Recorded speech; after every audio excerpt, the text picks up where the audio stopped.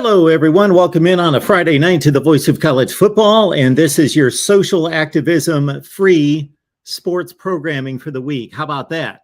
We actually have sports programming that we're actually just going to talk about what's going out on the field and not talk all these stupid social activist promotions. Oh, my word. I am about to blow up, throw a fit. All this complete crap, disgusting garbage that I've seen on social media today with sports and professional sports in particular and the social activism role that they're playing. It's so disgusting. It's beyond belief. All right.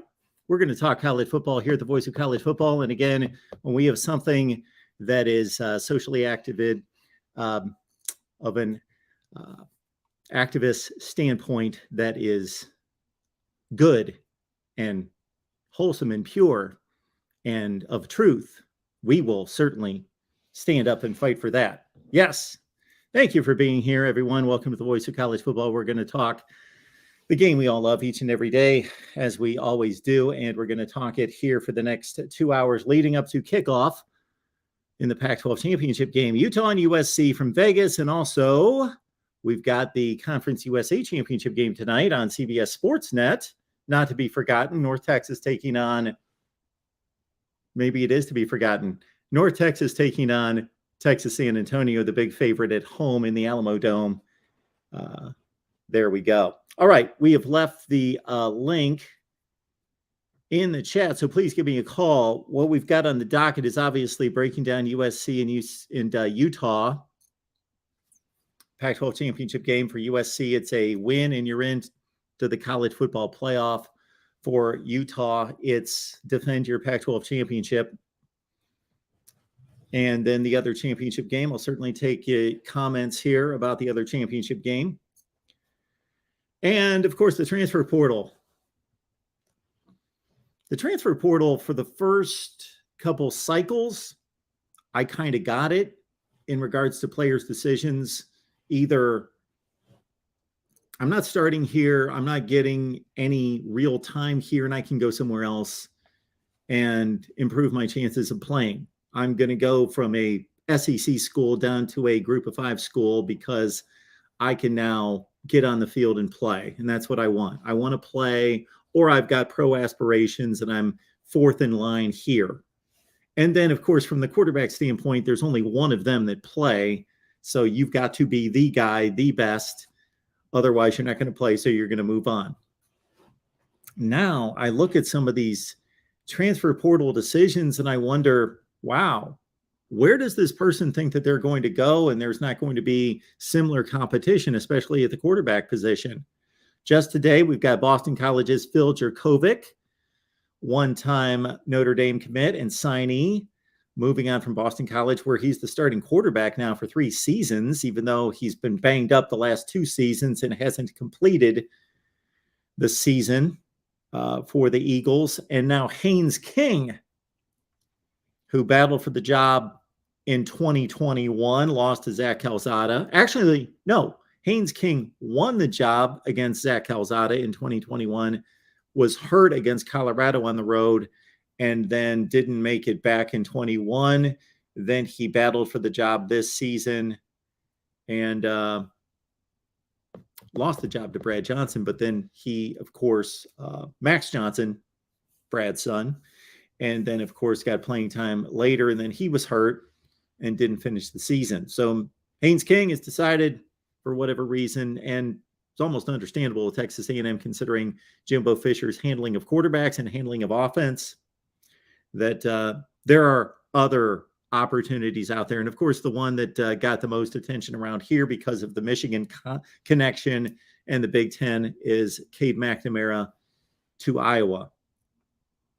All right. Appreciate the super chat coming in. Let's see what you got. And again, we've left a link in the chat for you guys to jump on and talk college football before the SEC, before the USC and Utah game. Pregame Sports, let's go! Last weekend of meaningful football for 4 weeks. Yes. So I understand your point. Your point is probably shared by the masses. I get it. The bowls don't count. The bowls are not meaningful. I would disagree, though. I'm in the minority, possibly at this point, because I certainly love the bowl games, and I think they're as meaningful or more meaningful than most regular season games. Go through each conference and the number of teams that didn't play too far into the season before their games were meaningless. Take somebody like even somebody as good as Florida State.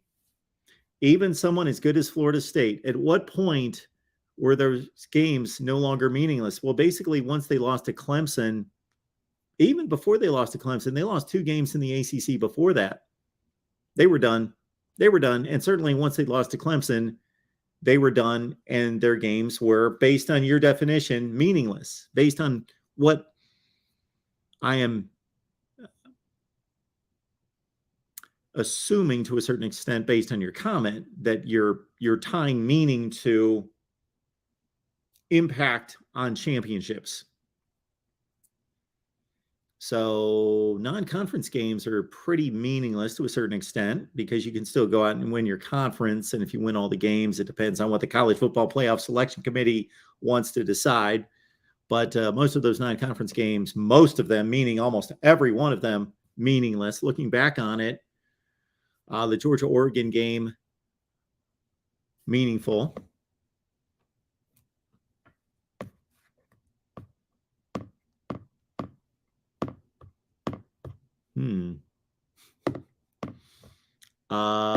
I guess Clemson-Notre Dame, since Clemson lost that game, that was meaningful. And maybe Ohio State, Notre Dame, if Ohio State's able to play their way into the playoff. Otherwise, wow. All those non-conference games, based on that definition, meaningless. There were only about 3 non-conference games that have been meaningful this year. That's pretty sad. And based on your definition, again, 75%, 80% of conference games across the Power 5, meaningless as well. So I understand you're looking at championship aspirations and implications. And yes, the bowl games will not factor into that. But I love the bowl games. The bowl games, to me, are more meaningful than most in-season games. They're more interesting. You have teams playing that never play one another. And to me, they're more interesting than watching Kansas play Oklahoma State the 10th week of the season. So I will stick up for the bowl games. I will stick up for the bowls. Okay, you know what? I didn't pick tonight's game yet. Michael says, do you give Utah a fighting chance to beat USC? And I need to make sure that we post our media predictions on Patreon and my prediction on Patreon, because I've been so incredibly busy.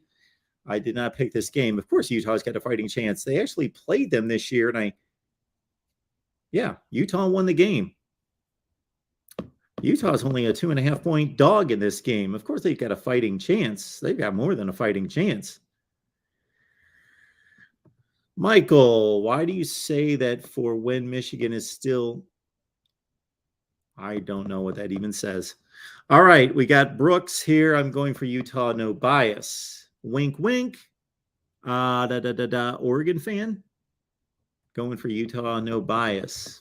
I don't know what the... Sorry, not to be up on the allegiances within the Pac-12, that if you're an Oregon fan, that you would favor USC over Utah or the other way around. Mike says Caleb is fighting for the Heisman and a college football playoff berth. USC is an emotional lock. You would think so, right? But how many instances have we seen like this in the past? Upset. And it wouldn't even really be an upset based on Vegas. Michael says, Mark, I was replying to, okay. All right. Maybe we'll have a short pregame, because I really don't feel like listening to myself talk for 2 hours. I could dive into these transfer portal decisions, because there's a ton of them. Let's run them down. I'm going to go to the transfer portal Twitter account, 247 Sports. Let's pull that up. Pregame's here. See what he's got here. Let's go. Last weekend of meaningful football for 4 weeks. Did I see that for a second time? No, I just scrolled through. Thank you for that so much, Pregame Sports.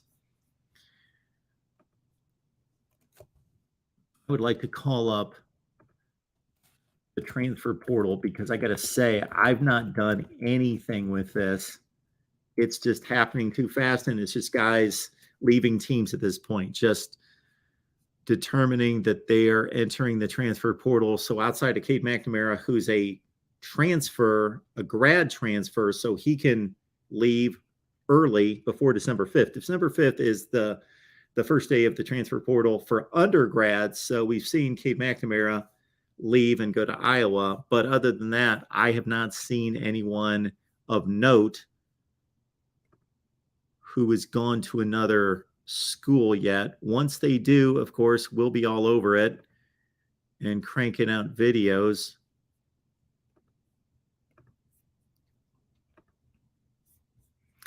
For those of you who were with me when we first launched, there was only like 8 people on here for the first 30 seconds to a minute. I am still, my blood pressure is still coming down. Actually, I got all my blood work and results back today. Look at this. I'm in perfect health. So I'm very glad of that and very thankful. Praise God, I'm healthy. So anyway, reason I bring that up is that my blood pressure usually runs a little low, but man, I was a bit steamed. I was trying to keep it under wraps, but I was a bit steamed when I came on at the beginning. But very few of you saw that. But I was a bit steamed about just the disgusting promotions and so forth I see in professional sports on social media. Caught more today. Had some people send me some, alert me to some crap that's going on out there that's completely disgusting. All right, we're going to go through the transfer portal because I want to see what I've missed. And I highlighted Haynes King, of course, and also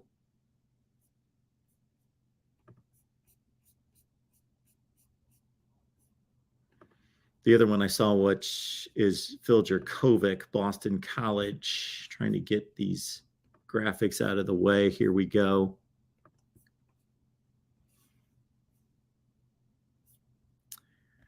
Transfer portal. Okay, this is the latest. I don't know that that's anyone of note. Who do we have there? A Virginia Tech player. I can't tell who that is. Then we've got West Virginia starting tight end there. Just minutes ago, Nebraska safety Jaden Gould. He's in the transfer portal. I should do something on that for the Nebraska folks on the Nebraska channel. Kent State cornerback. How could anybody ever decide to leave beautiful Kent State University? How is that possible that anyone could make that tragic mistake? Montre Miller, cornerback at Kent State, 52 tackles, 2 picks. He's leaving. Then we have a Washington State linebacker, Travion Brown, entering the portal. This is all in the last half hour. There's Oklahoma wide receiver Theo Weiss. We've talked about that already. We covered that on the Oklahoma show this week. Texas A&M cornerback Denver Harris. He was a big recruit at the time. He's in the portal. There's Haynes King. So if you missed it, we talked about Haynes King off the top. And again, won the starting job in 2021, got hurt against Colorado for the rest of the season. He was out. And then he was beaten out by Max Johnson this year. But then Max Johnson got hurt. He got playing time. He was in the lineup against Alabama, almost pulled off that upset. And now he's in the portal.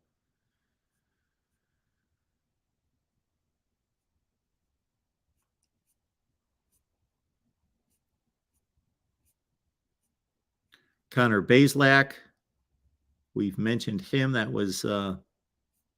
That's just official now, but he announced that quite a long time ago, a couple days ago. Stanford linebacker Lavani Damuni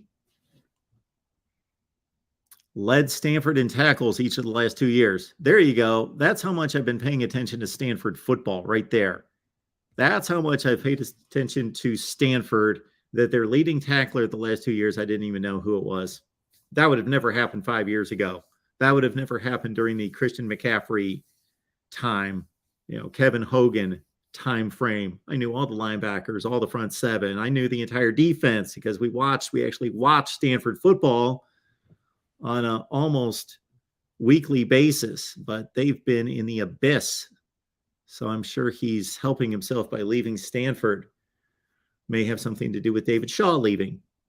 Former East Carolina safety Sean Dorso.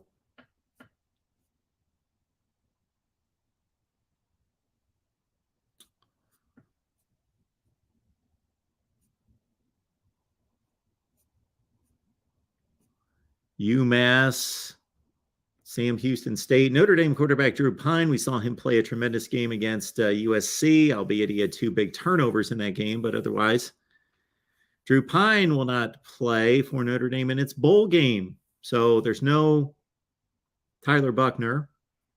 Drew Pine's out. I don't know who the third stringer is, so we will find that out, as of course Notre Dame will be assigned a bowl game this Sunday. Speaking of former Notre Dame quarterbacks, Phil Jurkovec, he's in the portal. We talked about that. 3-year starter with 1 year of eligibility remaining at Notre Dame.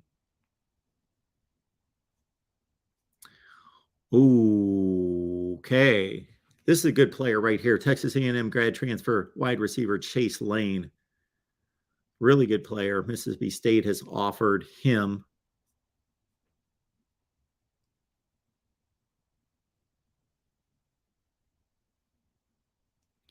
Another BC quarterback, Dalen Menard, is in the portal.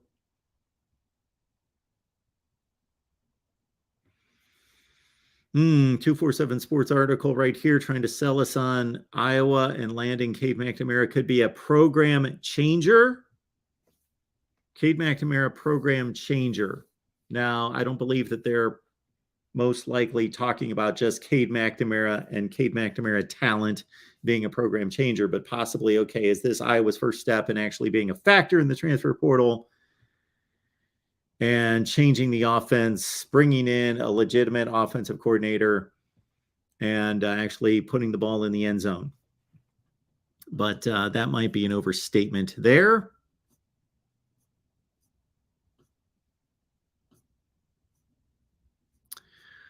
Iowa's had a lot of offensive players leave. We've got a wide receiver, Arlen Bruce, maybe their fastest wide receiver, leaving, along with Keegan Johnson.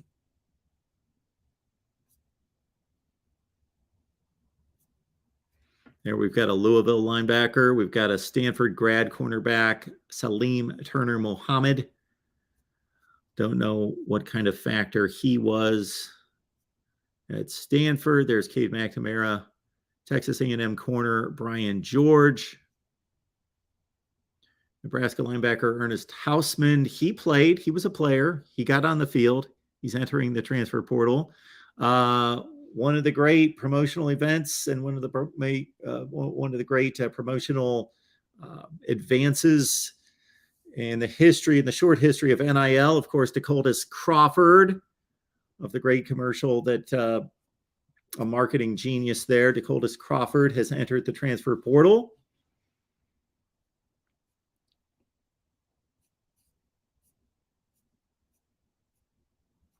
Brennan Armstrong in the transfer portal.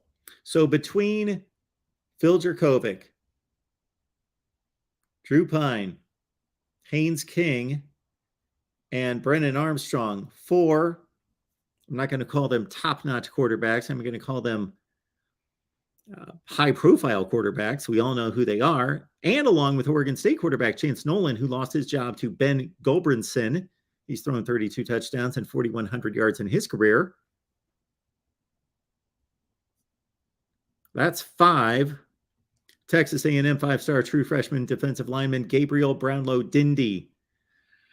When National Signing Day hits in 2 weeks, make it about 2.5 weeks, we should all be less invested. And I shouldn't say that because I want you to be invested in watching, but I tell you the truth. So even if it hurts my channel and hurts myself, I'm still going to tell you the truth. We should be less invested in these signings coming up on National Signing Day, because here's a great example of a tremendous five-star true freshman defensive lineman, and all the hoopla that surrounded his decision, and he chooses Texas A&M. I don't know that he saw the field much his true freshman season, but now he's gone. So all that stress and anxiety and publicity and talk and discussion and conjecture and projections being made about Gabriel Brownlow Dindy and where he would go to college, what did it all amount to? Nothing. Nothing.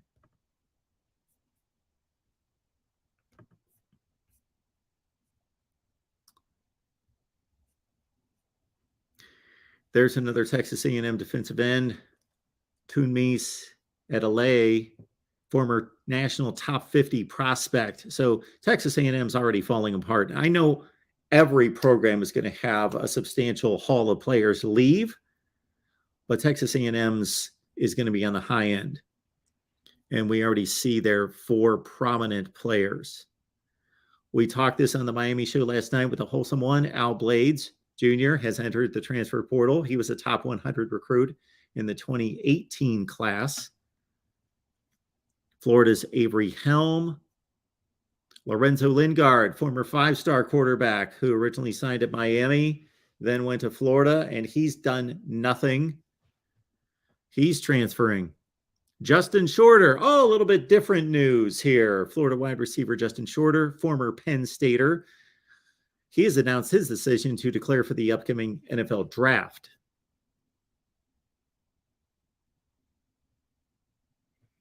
You've got a this would be a Northwestern grad transfer. Tyler Haskins, he's gone. He's leaving.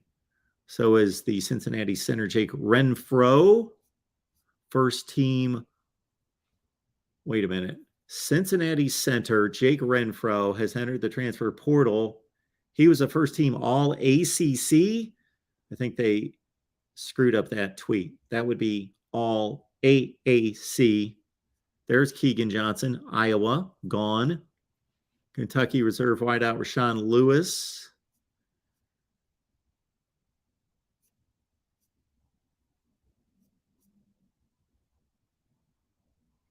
Louisville running back Jalen Mitchell, gone.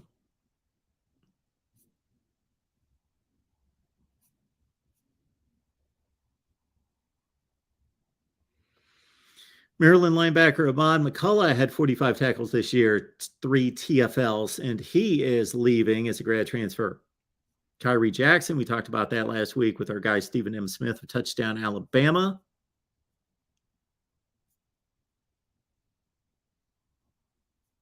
Cavassier Smoke. He's posted over 1,500 rushing yards and 13 touchdowns. Cavassier Smoke entering the transfer portal as a grad transfer. There's a Stanford offensive lineman, multi-year starter, Jake Hornibrook. Stanford edge rusher, Stephen Herron, 5.5 sacks last year. Their top pass rusher, gone, ready for the next step.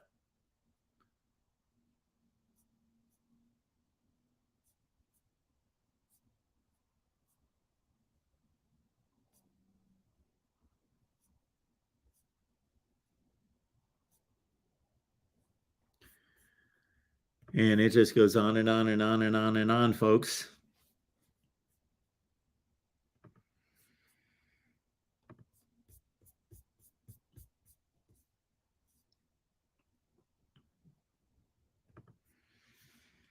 Hummus Hero.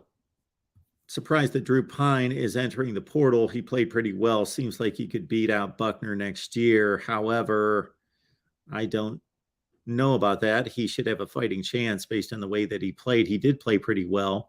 However, is it CJ Carr who's reclassifying in 2023? And I would expect Notre Dame would be out there looking for a veteran quarterback, a top-notch guy coming out.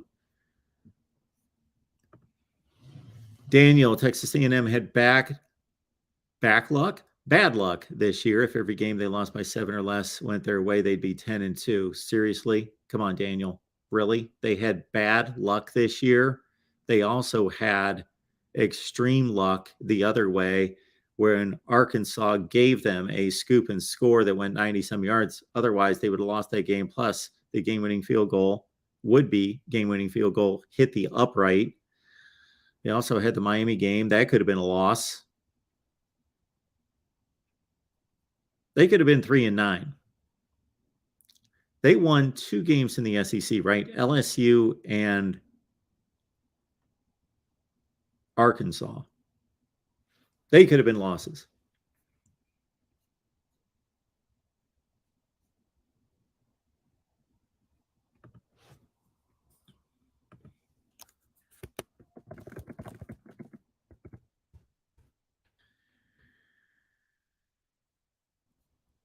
One Scoop John says CJ Carr is coming in the class of 2024. I made that comment the other day, and somebody told me that I respect and trust for their insight into these things that he is reclassified to 2023.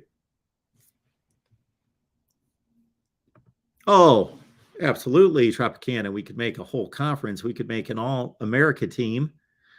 It'd be a downgraded, low-grade All-America team. But, yeah, we'll have to work on that. Also coming next week, be looking out for my conference players of the year. Following the conference championship games, the other conferences or the other outlets award conference players of the year and their all-conference teams certainly before the championship games, after the regular season. But I'm waiting till after conference championship weekend. And next year going out is going to be my conference players of the year. So be looking out for that. If you're on Twitter and don't follow me, please do. MarkRogersTV. I would appreciate that. We need to build the Twitter following as well. And you might be at times amused or irritated by what I post from time to time on Twitter. So we can discuss some things on Twitter.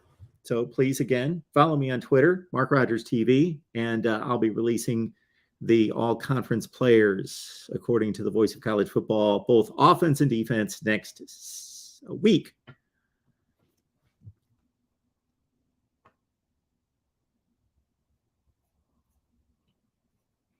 Well, One Scoop John, we don't need Corey. He would be able to provide a more insightful answer than me, but any Iowa or Corey Brada fans in here can let us know why wide receivers are leaving with Cade coming. Well, with Cade coming, yes, but maybe they're not entirely sold on that as much as they are just wanting to get out of that offense.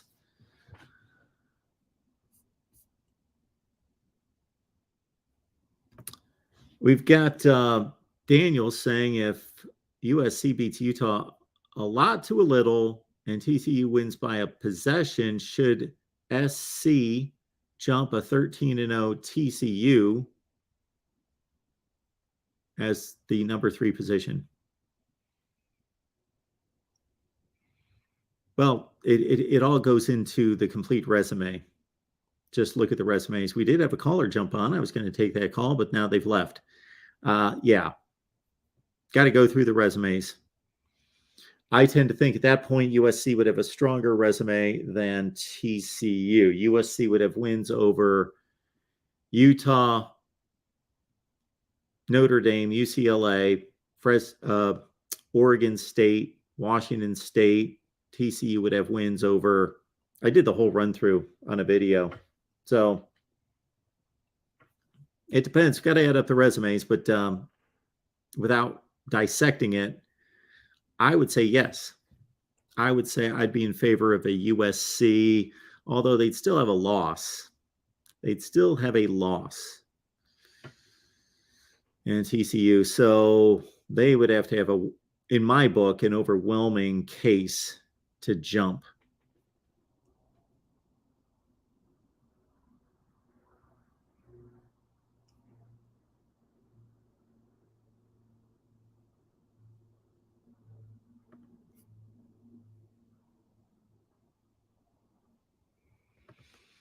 Antoine, we're right there with you. Of course, Drew Pine, he played his heart out against USC, but it's obvious. All you have to do is watch him play. He's extremely limited, throwing the ball downfield. He almost, like Cade McNamara, the only difference is Cade is more accurate with short passes. Kentucky hire for offensive coordinator. I don't know who's out there. I never usually field these coordinator questions very well on the fly because it makes me kind of have to go through coordinators off the top of my head. Yeah, I'm going to, the next few days is going to be a whirlwind in regards to content creation. It's going to be, of course, the playoff is going to be front and center after the championship games tomorrow. And then it's going to be all the bowl games and that. And then, of course, the transfer portal officially starts on December 5th. So we know some of these players that are just announcing that they're going to enter the transfer portal. Some of them have already found a destination or are close to finding a destination. So those names are going to start to get announced. So it will be difficult for me to track all these coordinator positions and produce content on that. Absolutely. Powcar, appreciate you being here as always. Prediction on the game tonight. Keep in mind, all my predictions are on Patreon. I've not made a prediction. Let's make one right now. Let's just throw it out there right now. Really, the only portion of this matchup, not that Utah's not a good team, not that they're not better than USC in certain spots on the field, most of those defensively. I can't think of, and of course the offense doesn't play the offense and the defense, but if you match them up by position, Tavion Thomas is no longer with the team. Travis Dye obviously missing for USC, but what we saw out of Austin Jones last week was pretty darn impressive that USC has it all over Utah at every offensive position, not individual position, but by unit.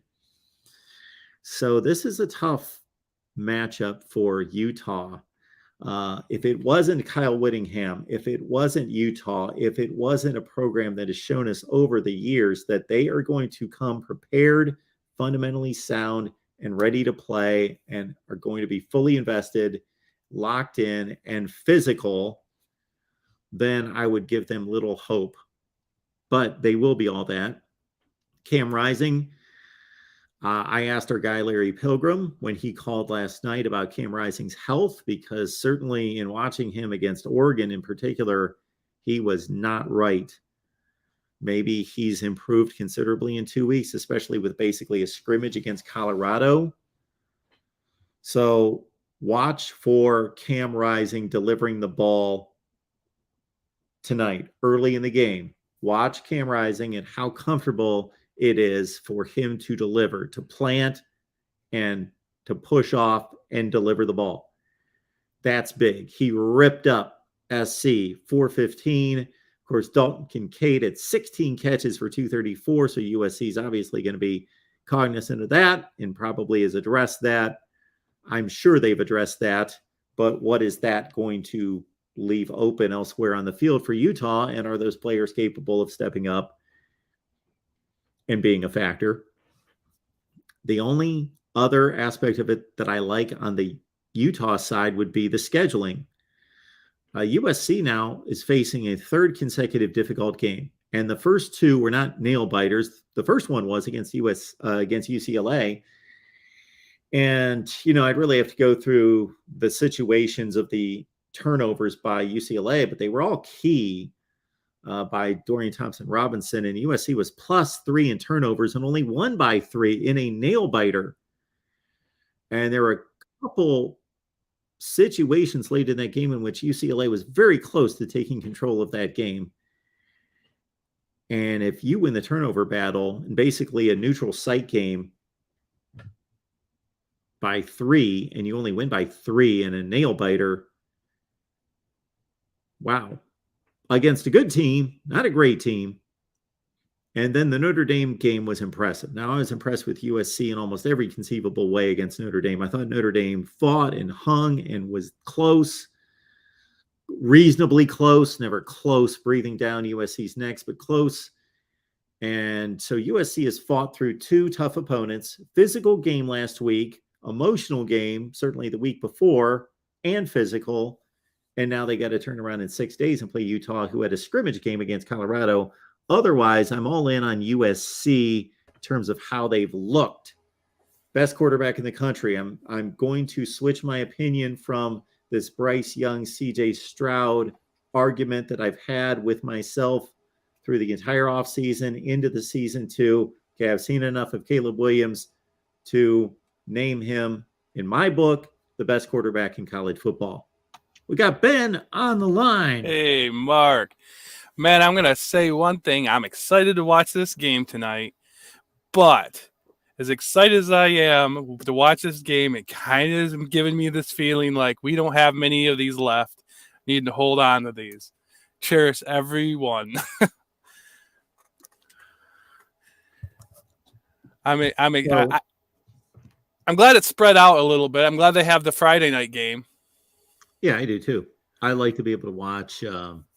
Now, if one of these games tomorrow becomes not appealing, a blowout, then that's the only drawback to only having one on at the same time. Mm-hmm. That you don't have another game to go to. And I know we've got all the group of 5 games, one tonight, and then the other 4 are tomorrow. But that's the only drawback. If Kansas State's up 31-3 at halftime, then we don't have another game to go to. But yeah, otherwise, if they're really good games, then I don't get distracted and I can just watch one football game at a time. Yeah. Then you make a good point about, I think we discussed this a few nights ago, about cherishing what these games mean today versus what they will mean in the future, which, although we're getting a bit of that this weekend with Michigan and Georgia and with the Clemson-North Carolina game. That Clemson-North Carolina game in 3 years will be meaningful. It will be it will be make or break. Oh, yeah. And actually, I wasn't, that's not even what I was meaning. Oh, what I was meaning is just, we were at the end of the football season. Oh, okay. Already, I mean, it's just, it just flew by. I mean, we're at the end. I mean, for some fan bases, it's you get a bowl and that's it. For some fan bases, you don't get a bowl. Boy, I know those Michigan State fan bases and stuff Michigan like that. State? That's a shot. Nebraska? That's a shot. Yeah, Nebraska. But I was only going to call out one particular fan base, but yeah, no. So I'm just cherishing what we have left, and I'm really excited about this game coming up. I'm excited, and I'm excited for Tony and Rick because LBC, most people know them. They're both going to be at the game, so I'm going to be looking for them. Rick and Tony are at the game? Tim, not Tony. Tim. I'm sorry. Tim. I said Tony. Yeah. Tim. Tim's at the game. Yeah. Yep. That's cool. Yeah, so we're excited about that. But I have USC. I think it's going to be a higher scoring game. I think it's going to be 47-32. 47-32. Okay. I think it's a 15-point game, and I only have it based on I think Lincoln Riley's a better coach. I think he's probably better in these situations. What? Really? Yeah, I think I don't know. I mean, he did good at Oklahoma. Do you not agree? I'm not necessarily sold on Lincoln Riley being a better coach than Kyle Whittingham. I think it's debatable. Yeah, I mean, I think Lincoln Riley's been in this spot before more. Has he? Yeah. What? No, he hasn't. In the conference championship game? They're roughly the same. Well, I mean, he's been in playoffs multiple times. And this is not a playoff game, is it? No, but it's the big spotlight. Yeah, I mean. Okay. Kyle Whittingham's taken Utah to how many? I don't know. I would say the 08 Sugar Bowl against an Alabama team, and they were undefeated and playing in how many Pac-12 championship games did they play? He's been there since he's been there since 2008. They played Washington, and he took over for Urban Meyer. So you've got. Well, then I'm going to back out on this because I thought he's been there. I didn't realize that. I get your point about Lincoln Riley and the playoff games that they've played in. But I would throw it back on you that Lincoln Riley has failed in those playoff games. That's true. I mean, I don't know. I have from what I've seen, I I think this USC team is I think they're good. I think they're underrated. USC's underrated? Maybe. Who's underrating them? I don't know. I mean, all year I think they've been kind of underrated. I think, from the Pac-12 side, I have not heard, it was Oregon all year. Oregon was the team. And I don't know. I mean, even Oregon lost to Georgia. It seemed like, oh no, wait, USC is destined to fail. Everybody's waiting for them to slip up. And I thought after the first 5 games, I thought USC is the clear best team in the Pac-12. I just didn't think they got the respect. I'm probably the respect that I thought they deserved. Well, we'll see. We'll see how it goes tonight. I don't know about anybody until the end of the season. I'm not saying that USC is not a tremendous team. I've given USC all sorts of compliments. I try to bypass those cliched comments. I give them all the love. I've given them all the compliments that I can think of because of their performance the last 2 weekends. But do you think they've been an improving team as the season's gone on? Yes, absolutely. And I think, although the defense has not necessarily, but the defense has been banged up and has lost its best player. But the defense, was playing better early in the season, at least against the pass. Now, based on who they've played, I didn't know how good they were until at least the UCLA game. Yeah. And I think sometimes we get blinded by wins, which of course that's all it comes down to. But in this way, we get blinded by high scoring games. So for some reason, we think something is wrong with a team if they win a game 13-10. But if they win 48-45, well, that was exciting. So we look past all the issues. They got a +3 turnover. Okay, but there are UCLA, they won by 48-45. UCLA's not some great team. They're good. They're a good team, but UCLA's no great team, and USC beat them by that much. And they beat Oregon State by that much. Like, I think actually UCLA's. I mean, I think they're pretty tough. I think they're a pretty decent team. Yeah, absolutely. They're a good team. They're one of the 20 best teams in the country. Yeah. Something like that. Sure. Yeah, I think they're pretty. I mean, in the whole Pac-12, the upper echelon of the Pac-12 is good this year. Is really, I mean, I'm impressed. Yeah. And but my feelings on the outcome of this game are I'm not looking at it with the sports knowledge as you. This is just my feelings. I don't follow the Pac-12. I don't follow anything really traditionally other than the Big Ten. And I just think Lincoln Riley is, my feelings are Lincoln Riley took this team, rebuilt them, and they're still in that process. I think they have, I think I think they've gotten better, and I think they're continuing to get better. And I think since they're playing this game on a neutral field, it's not going to be a mile high. And I just have more faith in this game. And it's I think, and I do kind of buy into the fact that playing a team a second time is a disadvantage to the prior winner. Yeah. Somebody needs to prove that to me. I mean, I buy into it a little bit, I we'll have to see, but I buy into it nor don't buy into it. Just the whole idea of trap games and look ahead games and playing a team a second time.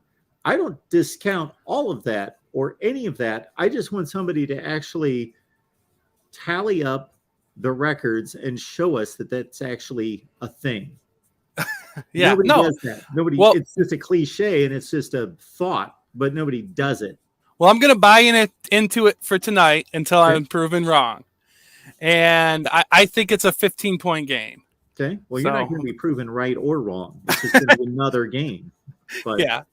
Well, okay. That's small. It'll be the data point of 1. It will be the data point of 1. And I tend to agree with you. I'll make my prediction at the end of the the show right before the game, but I tend to agree with you. USC, I just think they're more talented. They're more explosive. They have by far the better quarterback. Not that Cam Rising's not good. He is, but he's injured. I kind of question how healthy he is.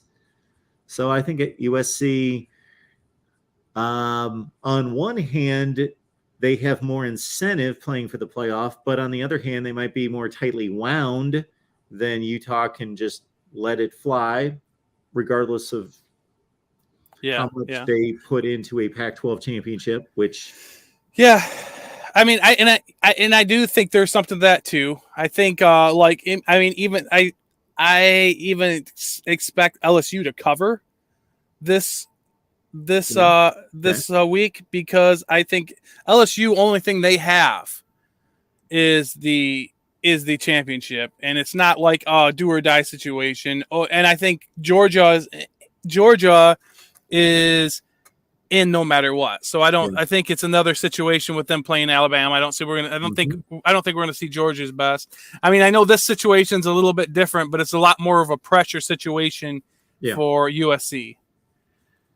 Well, and last year Alabama had to win, Georgia did not, and we saw how it played out. Now we'll see if Kirby Smart, he will have to be a mastermind at motivation to maybe present, hey, we didn't win the SEC champion. Don't you want to be the SEC champion? Don't you want to be an undefeated national champion? Mm-hmm. Yeah. We'll see. We'll see how that goes. So how hard are you fighting for? How hard are you rooting for Utah tonight, Mark? With tongue in cheek, because I know what you mean by that, I'm going to point to something else. I picked Utah to win the Pac-12 championship when the season started, so that's my rooting interest right there. Oh, there you go. Right. So, what do you think's more likely, that TCU loses or that USC loses?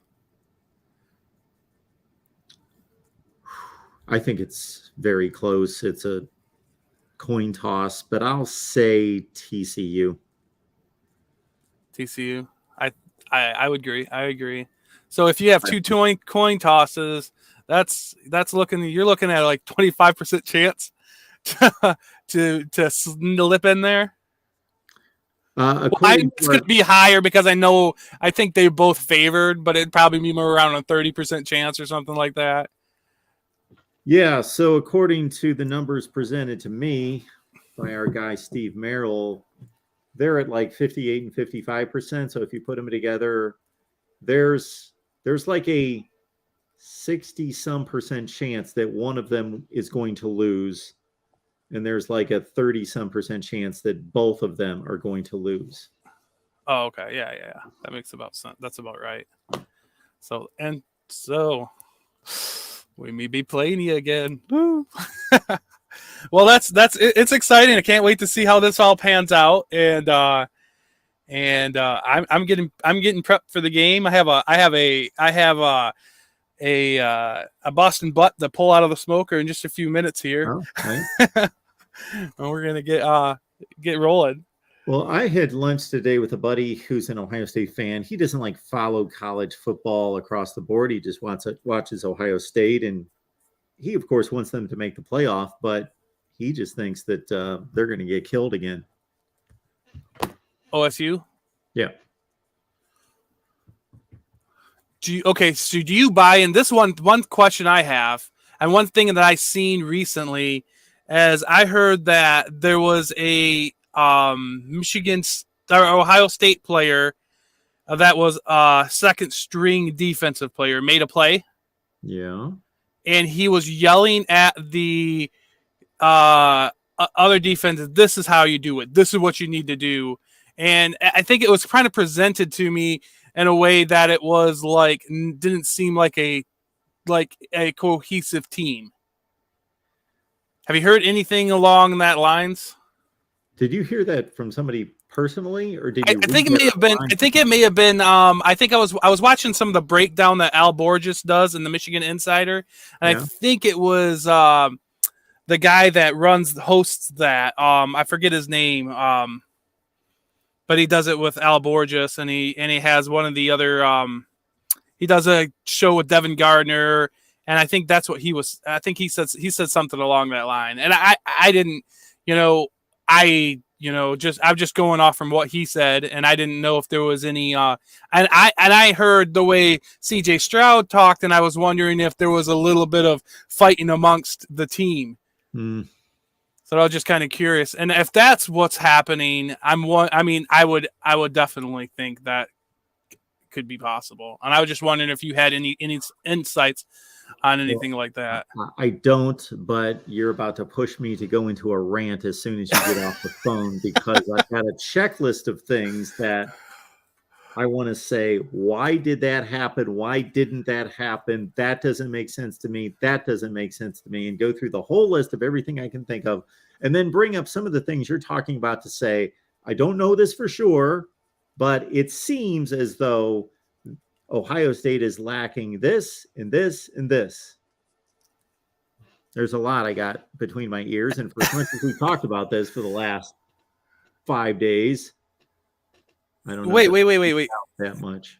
You haven't, but if you actually broke it down, and you should make it a show. Just these are the questions you want answered for your Ohio State views. I would watch. I'd be interested in hearing it. Okay. Break it down. I would love it. Yeah. I would love that. Yeah, it'd be interesting, especially if you get into the playoffs. That'll make it a lot more interesting. So maybe wait to see what happens there, and then pose these hypothetical questions. Yeah, we don't know if we're going to get a team in the playoff that's highly motivated because they have a second chance, or a team that's discouraged and whose confidence has taken a huge hit, so they're unsure of themselves and how they would play against Georgia.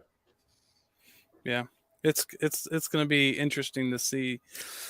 So you think Ohio State will play Georgia if they get in? Well, let's think about it. I'm not confident on it. Georgia's the 1 and Michigan's the 2 if they hold serve. If they don't hold serve, then Michigan, if they win and Georgia loses, then they're going to flip-flop 1 and 2. Yeah. I don't think Georgia's going to fall from 2 any more than 2. Then TCU's going to hang on to the 3 if we get chalk. And Ohio State would replace USC as the 4. Or if we get the TCU loss, I would think USC would bump up to the 3. And I think Ohio State's going to be the 4 regardless. I just can't see any way that they could jump up beyond 4. So they're going to be the 4. And it all depends on whether if Georgia wins. Michigan flip-flop. Yeah. But I don't anticipate Georgia losing. Yeah. I mean, I wonder. I would rather play TCU than any of the teams in the playoffs. So I'm hoping for TCU to stay 3 and Michigan to stay 2, or somehow TCU bumps to 4 and Michigan's 1. That's what I'm hoping, because I don't think the best path for Michigan is to play Ohio State again and Georgia right after that. So I would rather go the other way around. I'd rather play Georgia than Ohio State than I think that not that Ohio State doesn't have issues or problems, because they do, but their problems and issues are more magnified by Michigan fixing its issues and its culture and upgrading significantly. That's more what's happened here. Ohio State hasn't gone from being one of the 3 best teams in the country to being like the 20th best team in the country. Mm-hmm. Oh, no, for sure. Michigan's gone from being like a top 15 team. And I think you told me that you first heard me on Steve Dace's show. Mm-hmm. Going in through that whole 2020 season and those bad losses and 2 and 4, I was very much on board with, I don't think that this is broken. I don't think that this is a horrible thing. I can't be convinced by 6 games that Michigan's suddenly a bad football team. So I wasn't that alarmed or concerned, but there was Jim Harbaugh looking at NFL jobs. There was, 4 losses in 6 games. There was all that. There were off recruiting classes. There were a lot of things pointing in the wrong direction. And there was upheaval and turnover on the coaching ranks and all of that. There were a lot of questions to be answered. I think it's been more Michigan's gone from being a top 15 team to being a top 3 team than that Ohio State's taken any kind of hit. Yeah. I mean, I think that's a good, I think that's a perfectly, well, let's put this reasonable assessment, especially coming off from a loss. And I can see how there's been such a I mean, it's very reactive. You know, the fan base has been really very reactive. I think if you go into the playoffs and you win a game, it's going to be a whole different story. But, you know, and so I'm wondering if a lot of what I'm hearing is just reactive, just reactive chatter that we hear every year that Michigan has done bad or haven't been as successful as we feel that we should be. I think Harbaugh's done an excellent job at Michigan, even though, you know, I think 10-2 seasons are great seasons. Did you think that 2 years ago? I didn't think COVID year was, but I thought the COVID year, you know, I said at the beginning, before the year started, I was like, man, you don't have any idea how the season's going to go. They were training guys for the combine instead of for playing, you know, in Michigan, they were training for the combine instead of playing, you know, a normal fall camp. So I had no idea what was going to happen. I agree with you. And I would think that if I were a Michigan fan, I would have been on board with Harbaugh doing an excellent job for his first few years, because Brady Hoke and Rich Rod were basically 500. So for that long, this was a 500 program. This was Purdue or somebody like that, Illinois. And then he shows up 10-3, came within an inch of getting to the Big Ten championship game. So 15-16, I thought everything was great. I thought, how could he do any better of a job? Look how far they've come. Look how much they've improved. They're a legit top 10 team in the country. But then 2017, they had kind of a step backwards, didn't have a really good year, 8-5, blew that bizarre game in the Outback Bowl against South Carolina. And then 2018, okay, they're back at it. They're winning. They're 10-1. They're about to win the Big Ten. And then once they lost that game to Ohio State in 2018, then it was like, is he really getting the job done here? When is this going to happen? Are they ever going to get past this? And then they just did the same thing in 2019. They had another pretty good year, but then they lost to Ohio State again, got blown out. And it was at that point that I was like, hey, Harbaugh's a good coach. I would have never thought he's not a good coach, but is he going to be a good enough coach to turn this program into an elite program? No, and I'm kind of almost in the same school of thought with where at 2019 I was questioning that, but just having gone through Rich Rod and Brady Hoke, I was much more willing to, even after the 2020 years, much more willing to keep Harbaugh because I knew he was a good coach than to take a risk of another coach coming in and failing on the degree and failing at the level of Hoke or even worse, Rich Rod. And I would have much rather. I thought that the odds were much better for Michigan to turn the program around with Harbaugh staying than to take a chance on another coach. Now, I got to say, I don't understand why they don't recruit better. Yes. Well, they're in the recruiting. And this is the thing is, I like, even with the Ohio, even if, let's say Ryan Day loses next year, they're going to be, do you think he even keeps his job? Have to say that? What's that? Did you have to say that? I'm sorry. Do I have to hear that just 5 days after? I'm sorry. Saturday? I know. Okay. I'm just saying for the fan base, the point I'm making is if they did get rid of Ryan Day, who are they going to replace him with? A top flight coach. It's Ohio State. They should be able to get somebody, right? It doesn't always turn out that way. It's been Somebody's good. gonna want that It's job. been good, but it's a different. It's different. It's a different.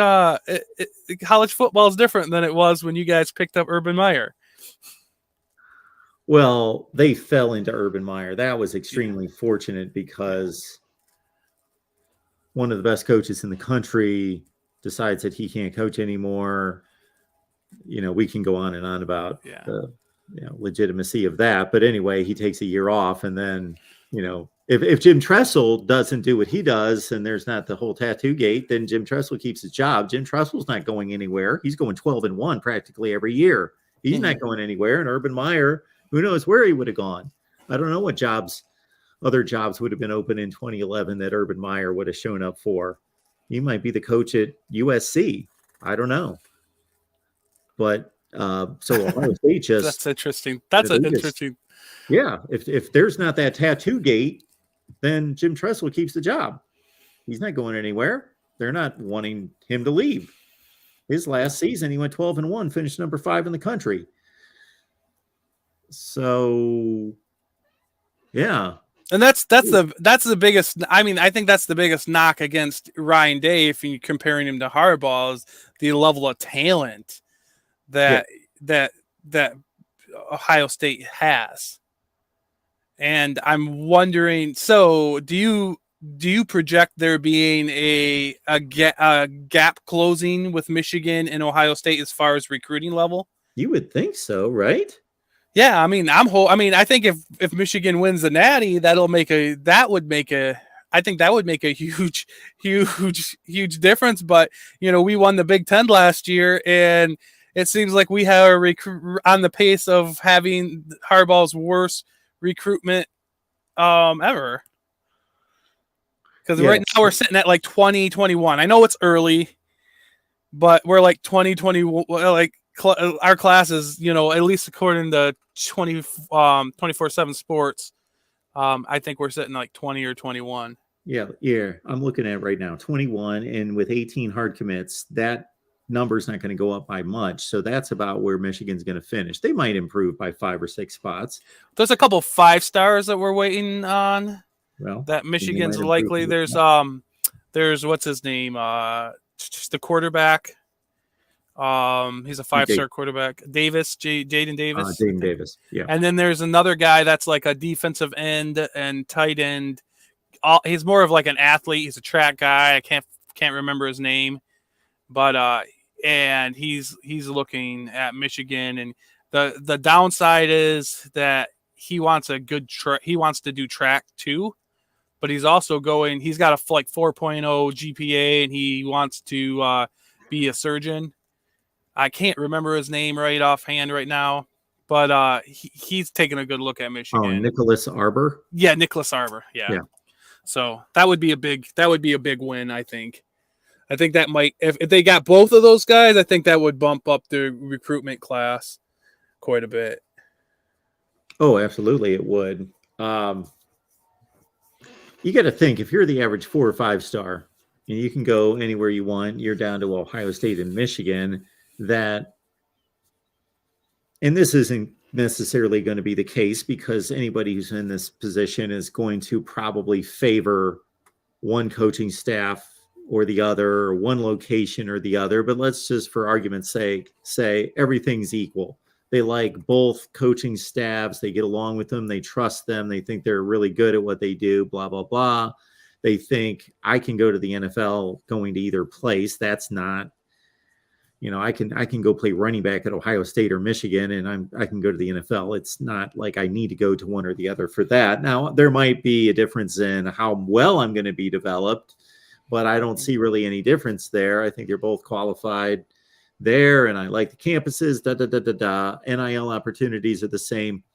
You would think that just winning these games would be a tipping point to, well, everything I'm experiencing is the same, but they must be doing something right, and they must be, I'm hearing, having some problems, some issues. So why wouldn't I go to Michigan? Yeah. No, I agree with that.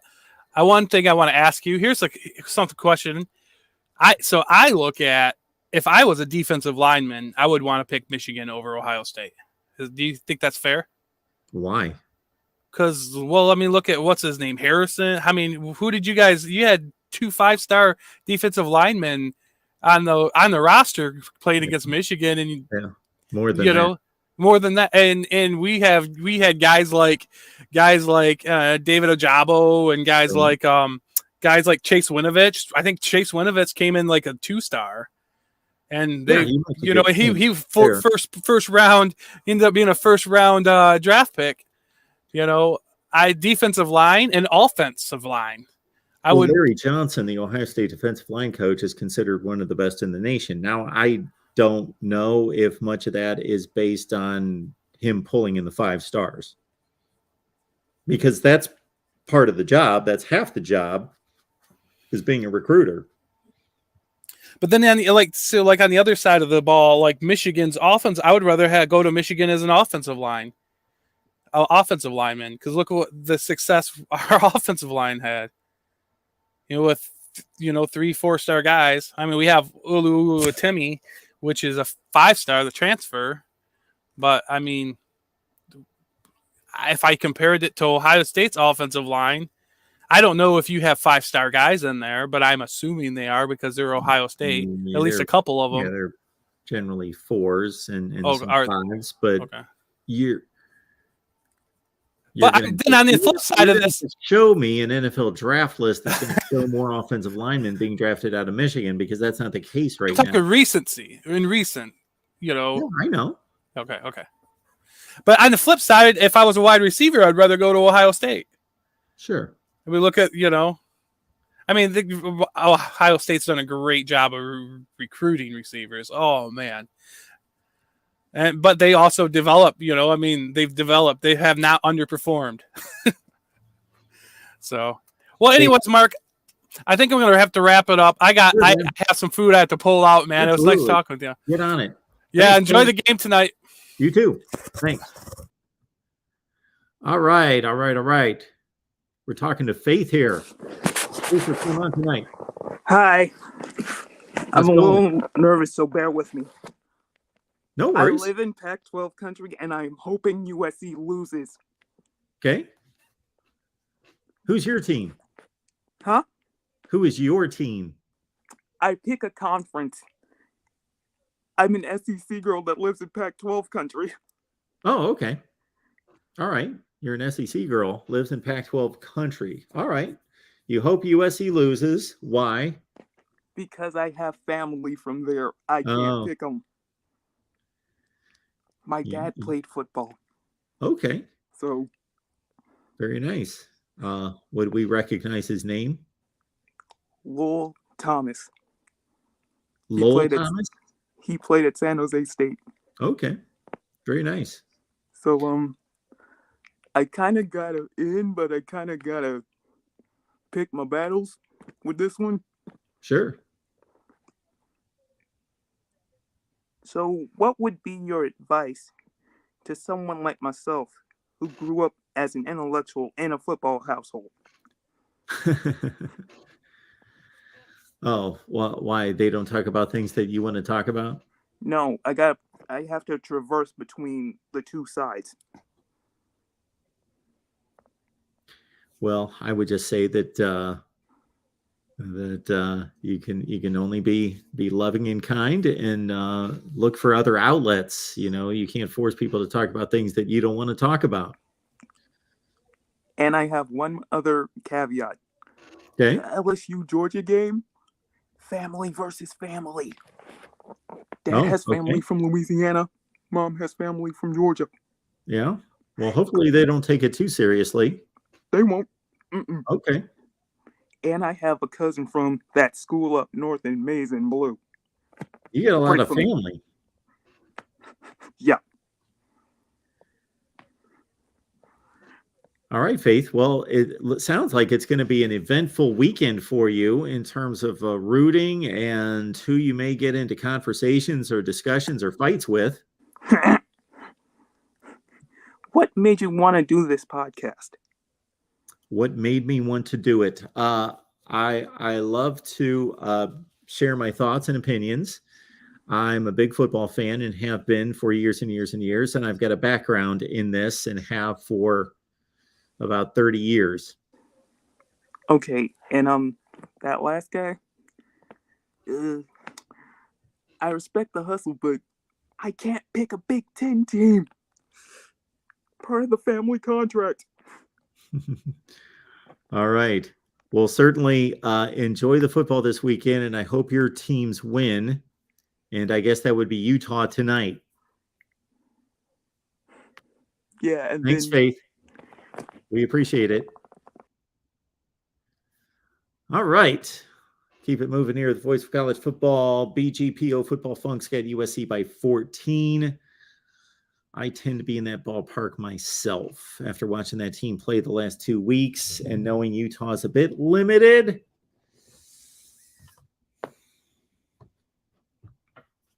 Hoping for a better game than that. How about this? We might as well just make a pick here. I'll say USC 42, Utah 30. 42-30 USC. There's the pick for tonight. I'm right there with you, DeAndre. All right. Thanks for everybody being in the chat here.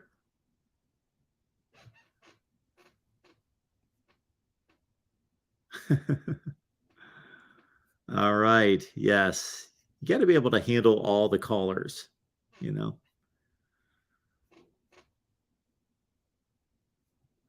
I'm guessing that since we've been on for over an hour, we probably had another 50 guys hit the transfer portal at this point. Utah and USC got together back on October 15th at Rice-Eccles Stadium. Trojan fans were a bit miffed. There was a pass interference call on a 3rd and 10 that would have ended the game, giving the ball back to USC.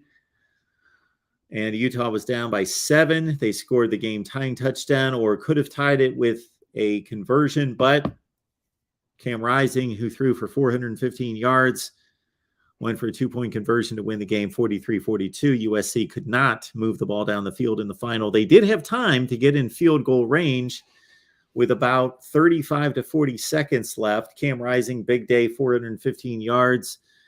Jordan Addison, 106 yards receiving in that game. However, he did hurt his ankle, and that has been the ankle that hobbled him for weeks and weeks and weeks and really derailed his season. Mario Williams had a big game at 145 yards for USC in that one as well. 2 very different programs.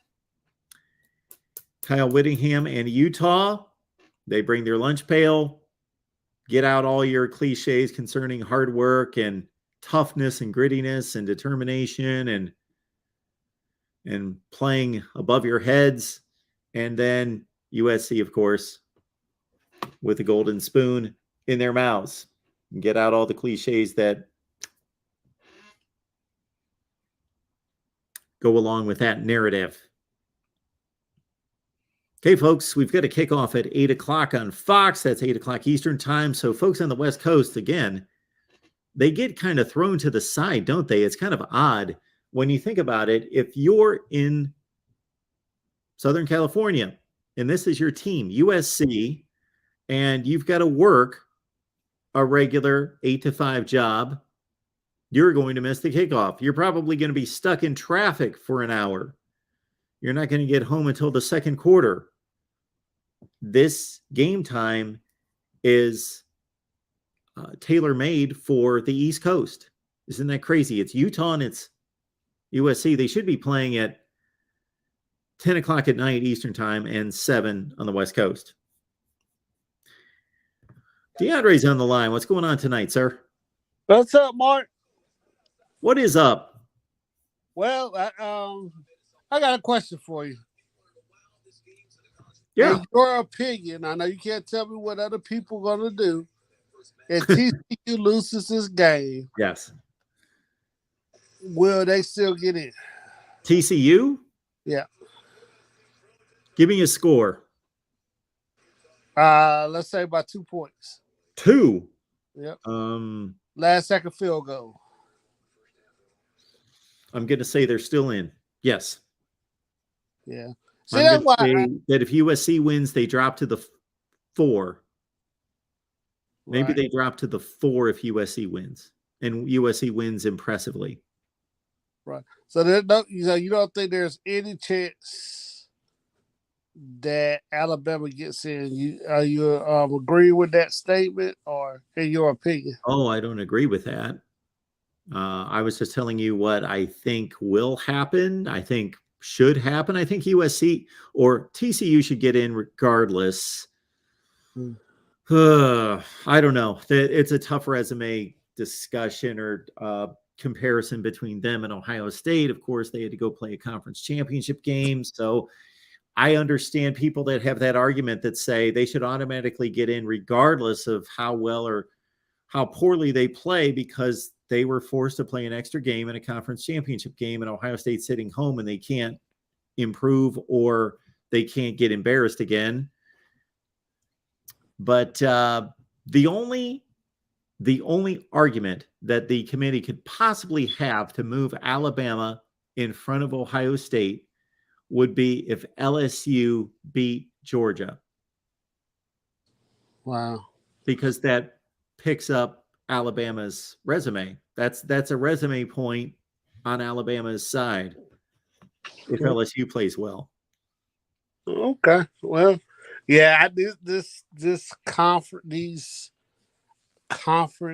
alignments with the having a play game at the end of the year is coming to hurt everybody. I remember the year that Clemson played Alabama, and Alabama beat them, but Alabama was like didn't play in the conference championship game, and Clemson did, so Clemson had to play an extra game.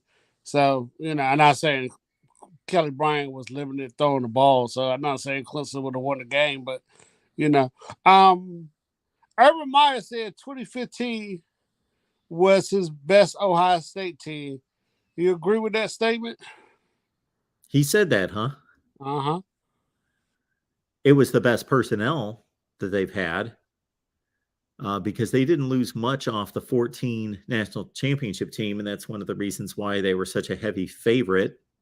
They really didn't lose much of anything. They did lose a few players here and there, but they were mostly back for the 15. So it was the best roster he had. They didn't play the best. So is that a team that lost to Virginia Tech? No. Purdue? Virginia Tech loss was in the national championship season. The 15 team beat Virginia Tech in the opener. Right. So they lose to Purdue? Was that the year that Purdue beat them? Michigan State. They lost on a last-second field goal, last play of the game. And Michigan State went to the playoff. Okay, I don't remember that game, to be honest with you. I don't. 17-14. Oh, okay. I was wondering. He said that was his by far his I mean, he might have just been talking out his head because he was doing a live show, but he said he thought the 2015 was the best team.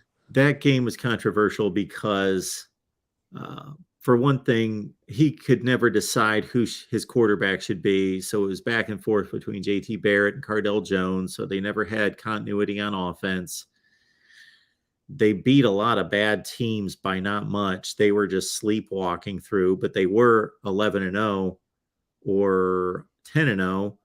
And then Michigan State came to town, and that game was controversial because it was in the rain, and Ezekiel Elliott only got 13 carries or 12 carries in that game.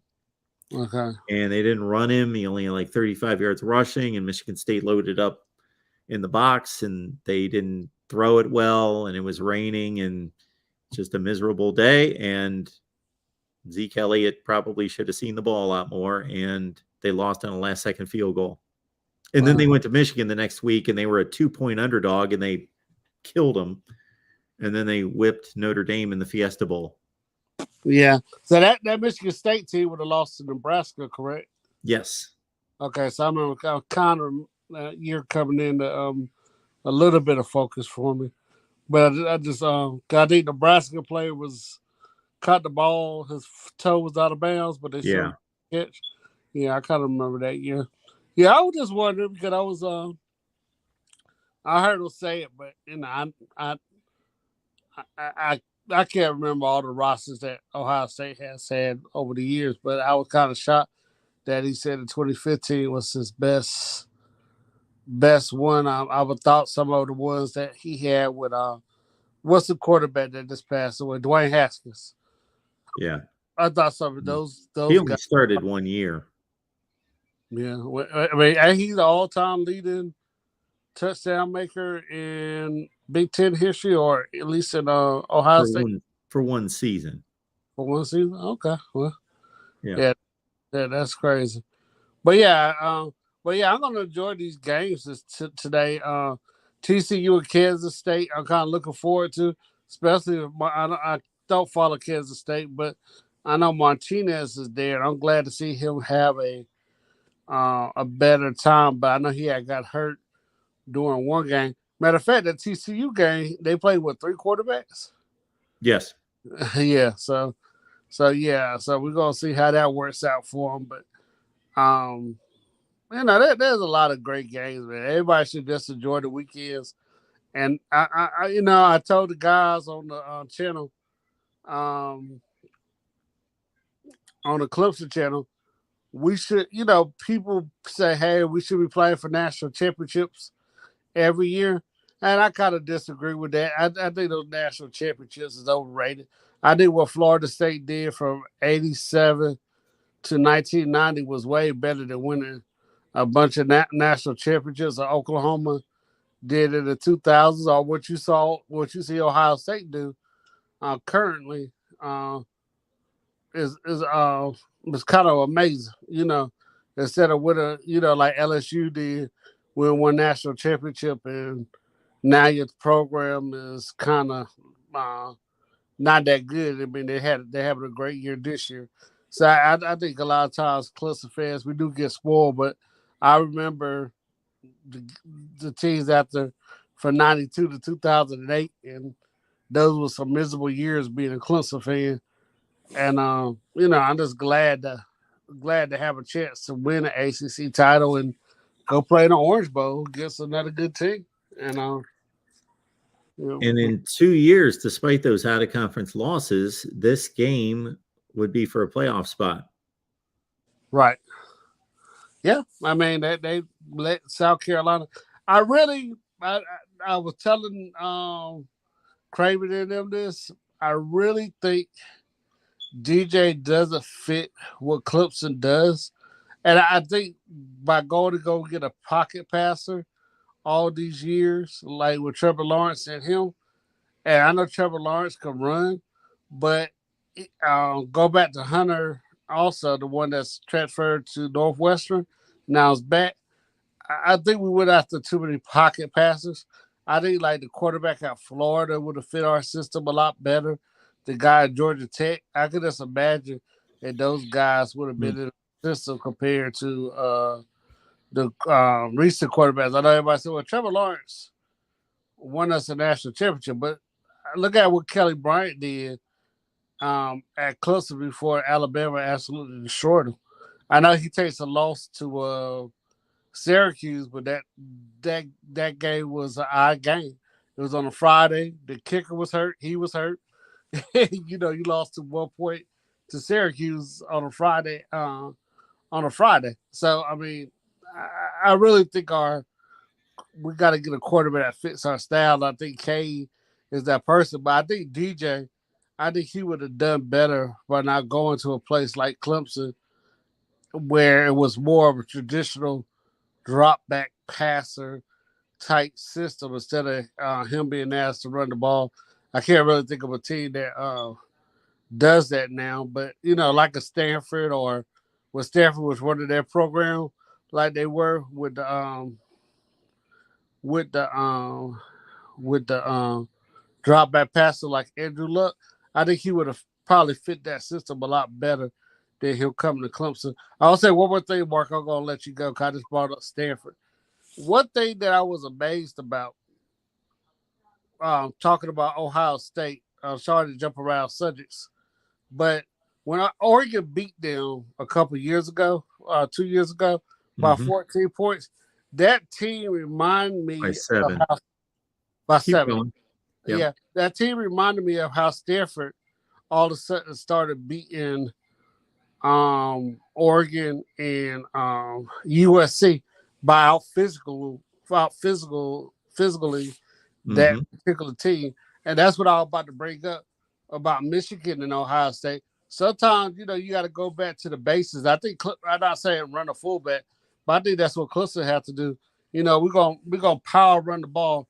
I wasn't really a big fan of Michigan's quarterback, but I think getting back to that type of running game, because you got a pretty good offensive line and just running the ball, I think that will help Clemson out just like it has helped Michigan out, and then go throw the deep ball afterward. And I saw that with the comparison with Oregon and Stanford a while ago, and Oregon and Ohio State. Sometimes you just got to out physical people and to bring it back to the old days. And I think if Clemson does that against Carolina tomorrow, where they just run the ball, because Carolina's not a very physical defense, I think Clemson will be better off. I mean, you got to throw the ball some, but I think you'll be better off by running the ball down Carolina's throat with those 3 running backs and that good offensive line. There have been so many changes in this sport based on the rules and the style of play that has made tackling and physical play less important in the last 10 or 15 years. So if somebody would go through this exercise and go through football games and figure out how many, just simply by throwing the ball more, there's less tackling because there's more guys just catching the ball and sliding while they're catching it, for example, and they're already down, or running out of bounds, or being right against the sideline, catching the ball and stepping out of bounds. There is just, and obviously there's less within the rules that's legal in terms of contact. So my point is, and there's a bunch of other things in my head that I could go through that has made the game of football less physical than it was 15 years ago, let's say. However, you still have to field a physical team. If you really want to be successful, it's still a physical sport. It's still a collision sport, and you still have to be the team that blocks and tackles better. It's still a huge part of the game. Right. Okay, Mark, I'll let somebody else have a chance to talk. It was good talking to you, man. Thanks, DeAndre. Always appreciate it. All right. As our guy One Scoop John is letting us know, we got a Patreon watch party tonight. How about that? So go to patreon.com, search MarkRogersTV. We will leave the link in the chat. You can join, and you can take part in the watch party and in Discord as well. Let's hear from, first of all, we want to get these super chats in. Then we will hear from Josh. Thank you so much, V. Thank you, Mark. Been going through a tough time, but listening to you has been a nice escape. How much would Ohio State be favored against USC, do you think? Well, first of all, anytime I hear something like this, of course, our thoughts and our prayers go out to you. And so when I say thoughts and prayers go out to you, that's an easy thing to say. So, we mean that, and we will follow through on that, V. So we appreciate your kind comments there, because that's an easy throwaway phrase to throw at people. How much would Ohio State be favored against USC, you think? Not as much as they would have been favored against them 2 weeks ago. Our wagering guy, Steve Merrill, he's phenomenal. Joins us from Wager Talk each and every week. We post the segments on the various team channels, so check him out. He'll be with us through bowl season. He's 11-1 against the spread. That's crazy. 11-1 in his exclusive picks to our Patreon. He has said that Ohio State, Georgia, and Alabama are favored by more than a touchdown against everyone. And, we saw what that was worth last week when Ohio State played Michigan. But Ohio State would probably only be a field goal, 4 points. I think something like that over Michigan. And then we also have Pregame. Thanks for being here, Pregame. We so much appreciate all that you do and for being here. Yeah, Mark, only about 5 guys have entered the portal in the past 45 minutes, but the night is young. Yes, it is. And so are we. We got Josh on the line. Josh, what's going on tonight? Hey, Mark, how's it going, sir? Very Doing big well. fan. Thank you. How are you doing? I'm good. I just wanted to touch on one thing here as we're getting ready here for a championship weekend, and we're getting ready to watch these teams play. And as I'm watching these games and I start seeing who's left in the college football playoff, and the fact that we don't really have a dominant team like we've had in the last couple years, is there going to be one player or what player is left on what team that could kind of put a team on its back and single-handedly carry somebody to the national championship? Now you look at guys like CJ Stroud, who may or may not be in there, depending on whether or not he gets a little help. Bryce Young's not going to be there. Blake Corum, who's going to be out with an injury. And that leaves Caleb Williams from USC. Do you think he is a special enough player to single-handedly put USC on his back and take them to a national championship?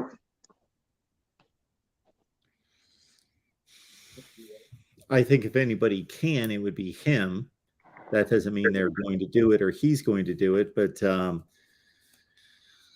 when I watched Caleb Williams play last year for Oklahoma, I was impressed with his physical skills. I was impressed with everything he brings to the table. But I also took into consideration he's just a freshman. And so he has taken just enormous strides as a quarterback in his decision-making, probably his accuracy. I don't want to say I can recall that well to know that his accuracy is better, but his decision-making's better. And he's just physically more mature and he's mentally more mature and he's learned a lot. And to watch him the last 2 weeks against UCLA and Notre Dame, yeah, he is the guy that if his team wins a national championship, he would by far be the most responsible for that championship more than any other player in the country. I agree. What reminds me of is, I believe it was 2006, Vince Young, I believe it was, Mark, Texas, USC, Vince Young just goes off in the Rose Bowl. I think he has that kind of capability, whether or not he's going to be able to do it. One thing I'll say about Caleb Williams, he's a still young, very emotional player. I've seen him get down on himself at times, kind of lose confidence, get frustrated. But that's me being a Michigan fan. That's the one team right now that I do not want to face unless it's in the national championship game, just because of his ability to take over a game single-handedly.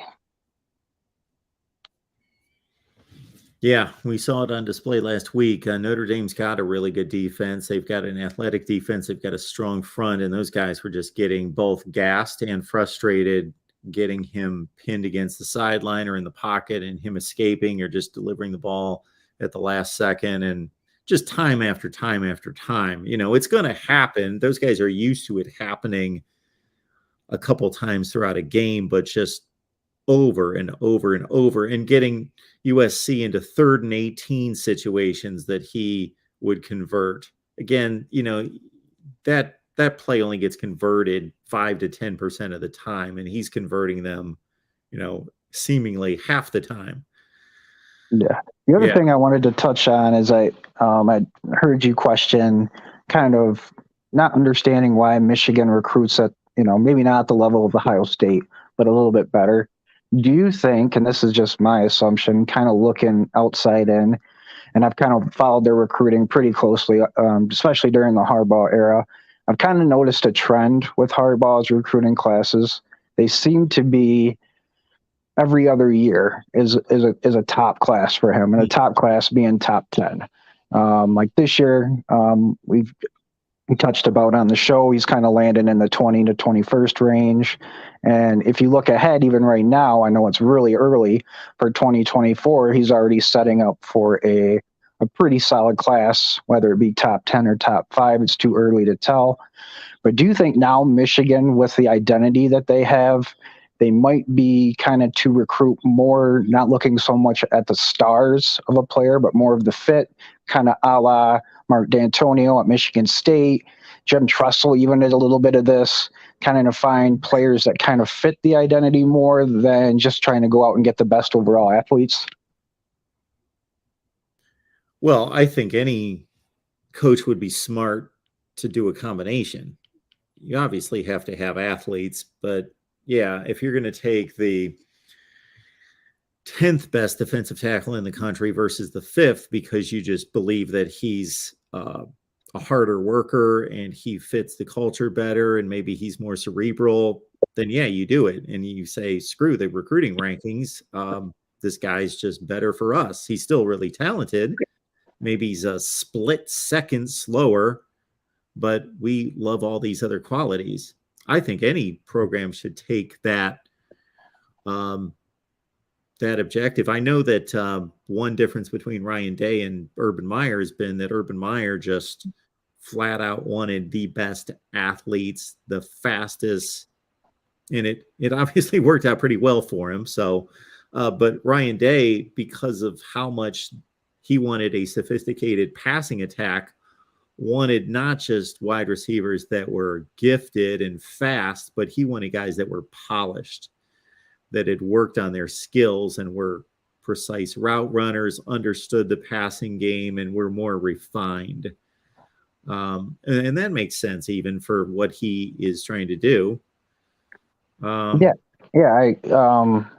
agree. I just real touch quick, on here is, yep, go ahead. Just to finish real quick would be, I would think that D'Antonio may have done that a little bit more out of necessity for not being in the running for those kind of players versus Harbaugh doing it more out of having the options, but wanting to target more of the guys that would be a better fit.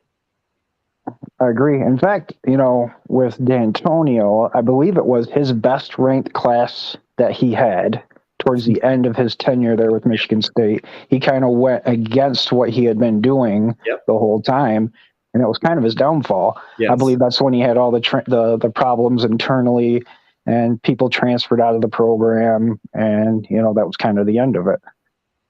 Last thing I want to touch on is I grew up in the household. My dad, diehard Ohio State fan. I became a Michigan fan. I don't know if it had to do with kind of rebelling against Dad, that he was a big Ohio State fan, or if it was that Remy Hamilton 48-yard field goal to beat Notre Dame back in, I believe it was 1995. Yeah. But so it's been kind of a back and forth little 10-year war with us, I guess. And he has had bragging rights, obviously, for a long time. And he is the perennial trash talker of his generation. So it's felt pretty good to get some redemption over these last couple of years. But I watched Steve Dace come on here a few days ago, and I gotta say you handle losses pretty well, because Steve Dace was not directly giving it to you, but making a lot of bold statements about Ohio State as a program. And I just for you being a Buckeye, and I think you're a very level-headed Buckeye, and I enjoy listening to your program. So, well, I appreciate that, Josh. All right, you take care. I'll give somebody else some time to talk. Thanks, Josh. My thought there is that for you long diehards who have been here with me for a long, long time, you've heard this a number of times, so it may bore you, but I'll say it quickly, that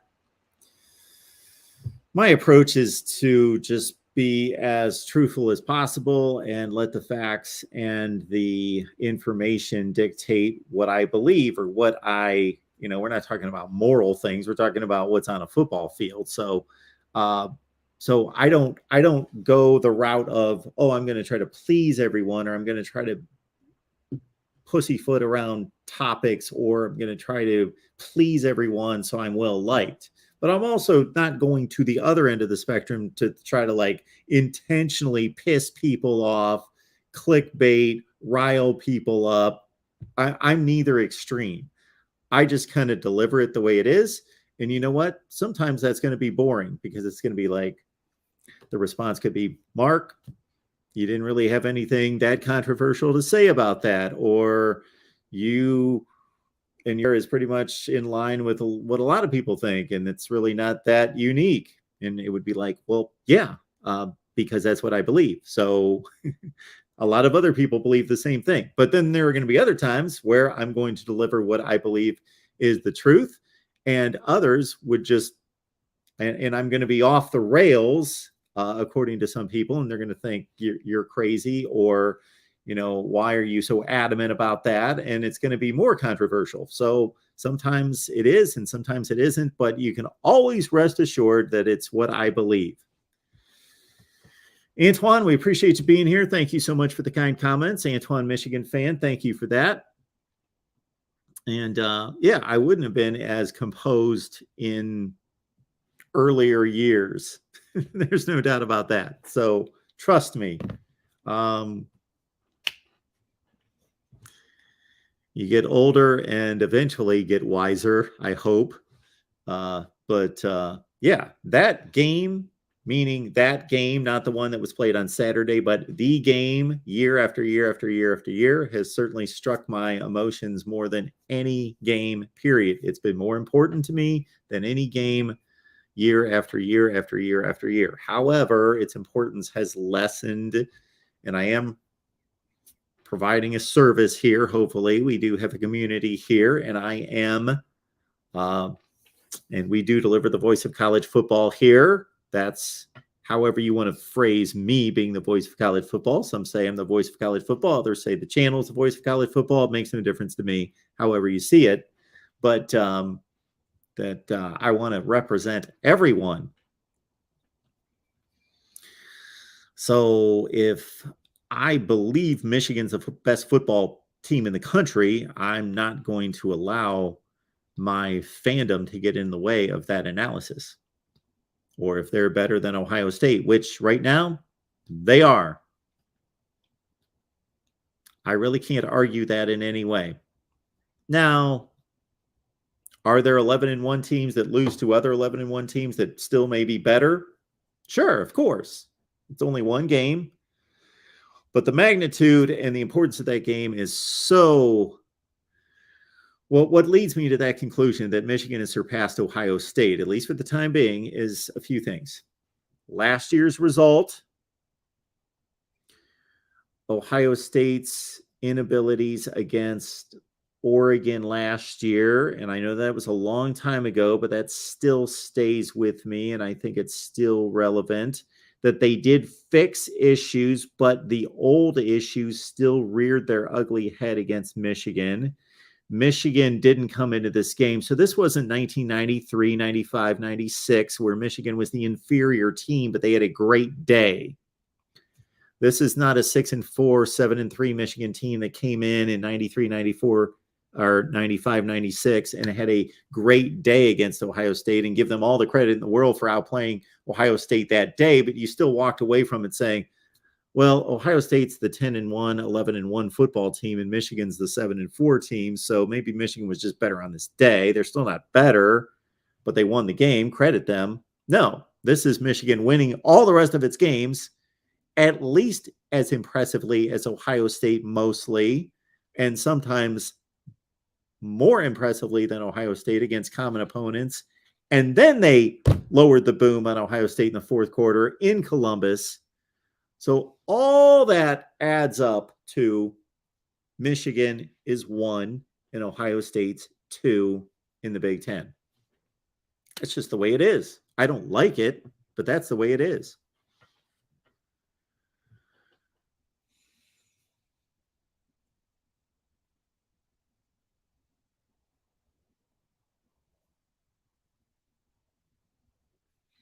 So to Mark's point here, I think there's a difference between two teams playing, one wins, and the rest of their resume shows that they're not as good as the team that they just beat, but still saying that they're better. So, for example, in 2019, of course, 2018, Ohio State loses to Purdue. Purdue's a 6-6 football team. Was Purdue better than Ohio State? No. They were better on that night. They were a lot better on that night. They whipped Ohio State. Credit them with a win, but they pulled off an upset. If they played a week later, Ohio State probably wins the game. And we've got all sorts of data points that we can point to that back that up. Back it up clearly that Ohio State was much better than Purdue that season. They were a 13-1 football team. Purdue's a 6-17. But on that night, Purdue's better. But otherwise, you say, well, Ohio State's still better because they were better than all these teams that Purdue lost to. But in this case, you're talking about two teams that are at the top, and then they play on Saturday with that result. That result after last year's result. So it's not like Michigan surpassed Ohio State by leaps and bounds. Maybe they have. We'll see. But for right now, they are a clear number one. And even if they lose on Saturday, well, that's kind of a strange place because Michigan's now blown the Big Ten championship. Purdue's the Big Ten champion. Are they the best team in the Big Ten? No, but they're the Big Ten champion. Can't take that away from them. If Purdue would win this game on Saturday night, they are rightful to say we are the best team in the Big Ten. They aren't, but they have every right in the world to say it because they won the Big Ten championship. They are the Big Ten champions. They are number one in the conference. Now, they're also number one in the conference who lost to Iowa by 3 touchdowns, to Wisconsin by a couple scores, to Penn State. So they're not the best team. But they have every right to say they're the best team. If Utah beats USC tonight, and let's say it's not convincingly, they win the game by 1 point. Is that going to really change my mind much about these teams? Not really. It's going to cause me to evaluate Utah in a very strong place that, hey, they played a championship game. It was all on the line, and they came through. That says a lot. Right now, past USC, it's very difficult to rank the Pac-12 between Oregon and Oregon State and UCLA and Utah and Washington. Wow. They all won games against each other. If you try to run that line of thinking through the Pac-12, aside from USC, and they lost to Utah, but they lost by 1 point, 2-point conversion, and they've won all the other games. So I think USC is clear as the number one right this second. That may change in 15 minutes. But if Utah wins tonight, I will probably not think they're the best team in the Pac-12, but it doesn't matter what I think. They will be the champions of the Pac-12. They will be the number one team in the Pac-12. Now, fortunately for Utah, and it's a little bit more uniform, their record will be in a place where they can say that. And it's reasonable. It's logical because they will have the same record as USC. They will have swept USC and won these other games against who they beat. They lost to Oregon. They lost to UCLA. They beat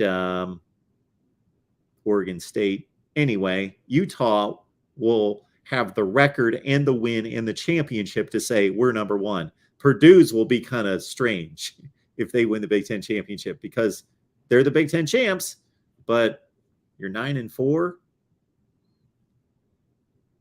You lost 3 games in the Big Ten. All right, we got Pregame Sports. Pregame Sports, we thank you so much for all that you do. We thank you for being here. You've shown up here in the last, 3 weeks? A month? 2 months? And we appreciate your contributions. Mark, is this the first year ever where every championship game has a team with the 3+ losses playing in it? Well, why do you say that? Clemson has 2. Carolina has 3. Oh, where every game there's one team. Okay. Yes. That is correct. Well, I have stored up here every conference championship game in my brain, but to go through every year and go through every record and try to figure that out, I have to think that is a first. I can't imagine where every conference championship game had a team with at least 3 losses.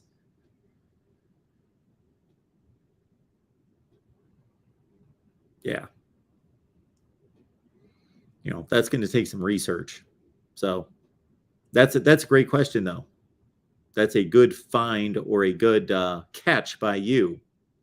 That's a good one. I like that one. I believe it is. Well, first of all, we had the SEC championship game start in 1992. Then we had the Big 12 start in 96. And for a long time, we only had 2 conference championship games. Then the ACC started in 2007. When was the first ACC championship game? Something in that range. Something in that range. And then the Big 12 and the Big 10. Well, the Big 12 then, of course, ceased to have championship games for about 5 years. When Nebraska and Colorado left, they didn't have championship games from 12 to 17. But then the Big 10 and the Pac-12 started in 11. So we've only had 5 conference championship games since major conference championship games since 2017, because the Big 12 was off. Now the Big 10 and the Pac-12 starting in 11, we'd have to go forward from there. So I'm sure we could go back maybe to SEC and Big 12 when those were the only 2, and we could possibly find when those games involved at least one team with 3 losses. But that's a great question. And again, that's something that you could take on in going through Google and going through each conference championship. I got to tell you guys that I have so many ideas for content that I think of constantly that I just can't get to. So, for example, I wasted a lot of time. Man, I didn't even do this one. I wasted a lot of time because I did a Georgia LSU numbers comparison of common opponents. And I haven't gotten around to producing that video. I've been gone all day. I haven't been able to do any work today. And it's really too late to go through that. And then I did one with Clemson and North Carolina. I went through all the numbers, all the box scores to do that for really no reason, because it's not going to get done. I guess I could do it tonight and post it, but hardly anybody's going to watch it at this point.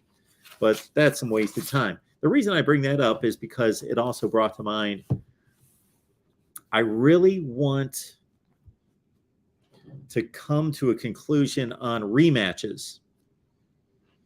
So we've got a rematch in the Big 12 championship game. We've got one in the Pac-12 championship game, and then we will have possibly some in the playoff. Probably not, but it's possible with, of course, Ohio State and Michigan, and probably none in bowl season, of course. But I want to put to rest this whole business of rematches and who has the upper hand. Because in the NFL, rematches happen all the time. And of course, in the playoffs, they're between teams that are like quality, but they are very meaningful in the college ranks. Because think about it, the only time you're going to rematch would be in a conference championship game. So let's see, the last time we had one of those would have been Notre Dame and Clemson in 2020, after they played in the regular season at South Bend, and Notre Dame won. Then, of course, Clemson won the rematch in blowout fashion, 34-10 at the ACC championship game. We've had one every year at the Big 12 championship because of the nature of the conference schedule. Everybody plays everyone. So last year, for example, we had Oklahoma State winning the regular season matchup, and Baylor won the rematch, and so on and so forth in the Big 12. In the Pac-12, it's pretty frequent in the Pac-12 because there aren't many teams that are missed in the schedule. But I would love to run through all of conference championship game history, but it's too late now because it's conference championship weekend. So maybe that's an exercise for the off season to go through who wins these rematches? Is it discernible as to who has the advantage? If one team won the first matchup, are they basically more times than not, are the statistics backing up the thought that that team's better? So they beat them again because they're just better. Or it's tough to beat a team twice. So these are usually splits, like Alabama, Georgia last year. Would love to go through that. Ben says, Mark, your reasonable analysis is why I love and watch this show. Your less reasonable analysis is why I come on it. Oh, my goodness, Ben. Understand, Ben. Understand. Thank you so much for the super chat. I appreciate it so much. Understand that a lot of things that I had to say about LSU, I know they lost this game to Texas A&M, but they did prove to be a pretty good football team, right? I ranked them higher than others at a certain point, and they kind of pulled through for me, as they did in 2019. In 2019, LSU, of course, proved to be the best team in football, won the national championship, played a brutal schedule, but they were about number 9 preseason. And they beat Texas. Then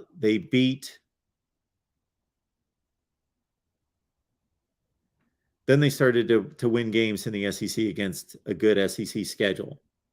After one or two, I approached the top 25. That actually makes sense, like I typically do. And LSU they went to number 1 really early. People were telling me, LSU's not number 1. They're only number 7 in the AP. Why do you have them number 1? Well, because they've won the most games against the best teams. They have the best resume.